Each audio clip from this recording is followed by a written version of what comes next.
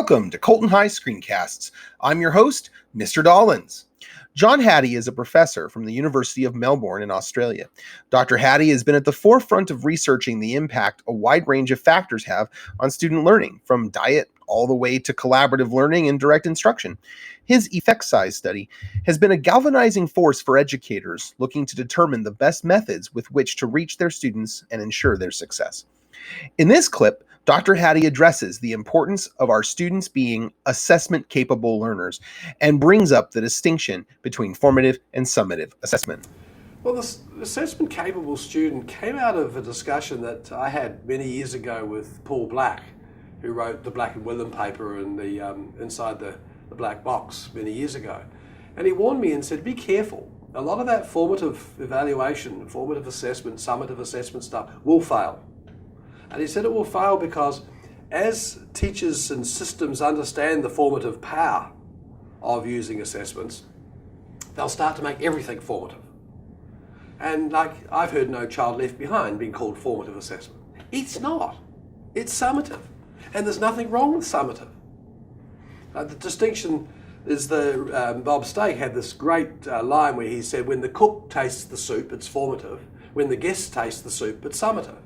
And it's a really great story because both sides you want that soup to be good. But on the one hand, you're still making it. On the other hand, you're serving it. The same kind of notion in schools. And so we went back to New Zealand at the time and we started saying, well, we like this stuff about formative, but we know it's going to fail. And so we got together and worked out this notion of student assessment capabilities.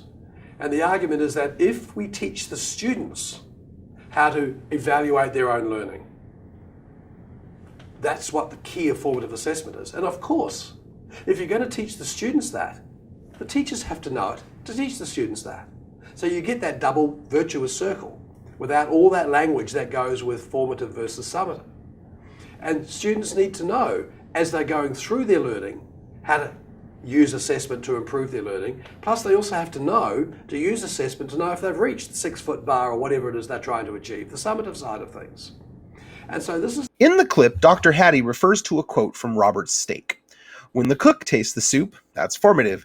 When the guest tastes the soup, that's summative. What makes this quote so powerful is just how malleable it is. If we make the teacher stand in as the cook, we can see the soup being the students, which would make the guest the summative assessment itself. However, this is far more significant if we look at the students themselves as the cook, tasting their own progress. EdPuzzle gives us this ability to let the students taste their own progress through the creation of video assignments and projects. This screencast is part 2 of a series about using EdPuzzle to do formative assessment with our students. Part 1 focused on using EdPuzzle's library of videos to create content. But in this screencast, we'll be looking at how to create our own videos from scratch and assign student projects. So, let's get started. If you want to know the basics of accessing your content home and its features, check out part 1 of this series. In this episode, let's begin on our content homepage. To create our own content, we only need to click Add Content. From here, we are presented with 4 options. Option 1 is to create a video, which is where we will select a video to start modifying. Option 2 is to upload a video in the event the video you have is not available on one of EdPuzzle's connected sites. Option 3 is to create a student project, which you'll see puts the students in the driver's seat to create their own EdPuzzle lessons. And option 4 is for creating a folder so you can organize your videos. Now, one of the important things of note is that EdPuzzle only allows free users to create 20 videos and/or projects. If you wish to create more, or you want to keep storage of your past EdPuzzles, you will need to purchase a subscription. You can check your storage status by clicking on your profile pic in the upper right-hand corner. If I don't know the specific URL of the video I want to use, I can search for something by using the search bar option. However, if I do know the video that I want to use, I can look for it by directly clicking on the link of the video channel from which it is available. I want to use a video from YouTube. So once I copy the link from YouTube, all I have to do is paste it into the YouTube search bar. This will open up the video editing screen for the video I've selected. This video is from a fun literature channel called Thug Notes. If you haven't watched any of these, they come highly recommended.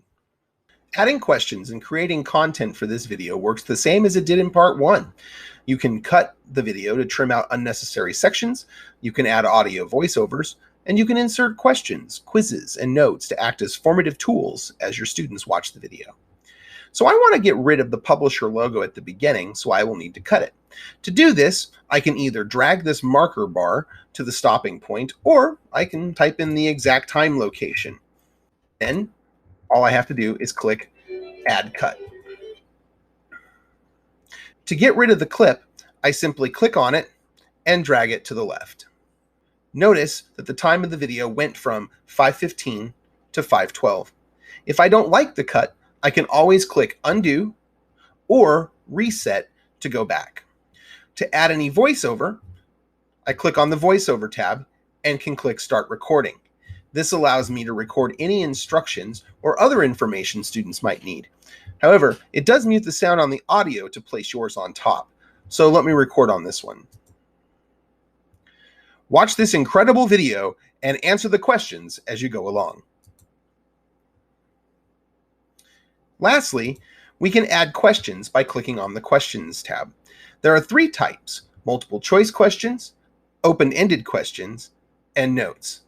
Let's insert an open-ended question. A good stopping point is the 108 mark, which takes us to the end of Act 1 of the play. I love the way the host describes Romeo, so I think it would be a good time to see how well my students are understanding Romeo's character. So let me ask an open-ended question. What are 3 words the host uses to describe Romeo? Once you find those, describe Romeo in your own words as you understand him. Then click Save. Notice how a marker appears on the timeline at the 108 spot. If you wish to add more questions or a note to this spot, you can do that. Otherwise, press Continue and keep going. Once you have finished editing your video, click Finish. This will bring you to the main screen, which gives us the options to assign, continue editing, duplicate the video, or delete the video. I want to assign. By clicking there, you go to your class page and select the classes you want to handle this assignment. Determine the due date and ensure you have selected the best options for your students. If, however, I want students to create their own EdPuzzle, I can create a project. Do this by clicking Add Content from the My Content page and selecting Student Project. A project is a place for students to create their own content. So if I want my students to do a project about Shakespeare, this is a good way to get them to do that. Let's set one up. What I want my students to do is find a video about Shakespeare that helps them understand why he matters today. In this project, I would like them to annotate the video with notes showing their understanding of why this information is important in 2020. So let me title my project, Shakespeare's Importance. The goal of the project is the learning intention. I want my students to reflect and share why they believe Shakespeare still matters in 2020. Then I just write in my directions. Once I'm done with that, all I have to do is click Save Project, and adding the project will put it in my Contents page. Select your project and then assign it. This will bring you back to the class assignment page, where you will select your classes, due date, options, and assign again. And that will open up your project so you can see the student status. Now let's take a look at things from a student's point of view. How can they taste their own progress? Students will log in through their ClassLink pages, then enter the site the same way that we do. Only they click, I'm a student. After clicking the Google single sign-on, they will go to an assignment page that will show them what they need to do. They select the class that you have assigned them through, and then they click the project. Then they select Start Project and begin. Starting the project takes them to the Channels page, where they can enter the URL of their desired video or conduct their search. This student has already found a video about Shakespeare's life. As soon as they paste their URL, it will take them to a viewing page where they can preview the video and decide whether or not they want to use it for their project. Clicking the Use link takes them to an editing page similar to what we see as teachers. They can make cuts, add voiceovers, and insert questions or notes. So since this assignment calls for inserting notes, let's do one. We'll stop at the 54-second mark, right after the talking heads tell us about Shakespeare moving to London to become an actor. And then we'll click the Questions tab and the Note feature. Let's add this. It's amazing that even though Shakespeare lived in the 1500s, that we would still be studying his work and obsessed with his life over 500 years later. This points to his importance. Then click Save. The marker appears, and the student is good to go. They will click Continue if they want to keep going, but we will click Finish. This will take us to their assignment page where they get to decide what to do: turn in their work, edit it, delete it, or leave a comment for the teacher. Once they turn in their work, we will see it on our gradebook page. Their work moves to the bottom of the student list, and we will see a notification telling us that we have a project to grade. From here, we can click on the assignment, watch it, score it, and leave comments about it. As you can see, EdPuzzle has a lot of ways to support student learning, from completing video lessons with deliberately placed formative assessment to creating student projects to show their understanding of class learning intentions. John Hattie made it clear that the ultimate purpose of formative assessment is to get students evaluating their own progress. With EdPuzzle, you can cleverly make that possible. Thank you for joining me for this screencast. If you like what you're seeing, there are others on my channel for you to watch. Also, please subscribe so you can stay updated on recent content. Thanks again for watching. Until next time, I'm Mr. Dollins.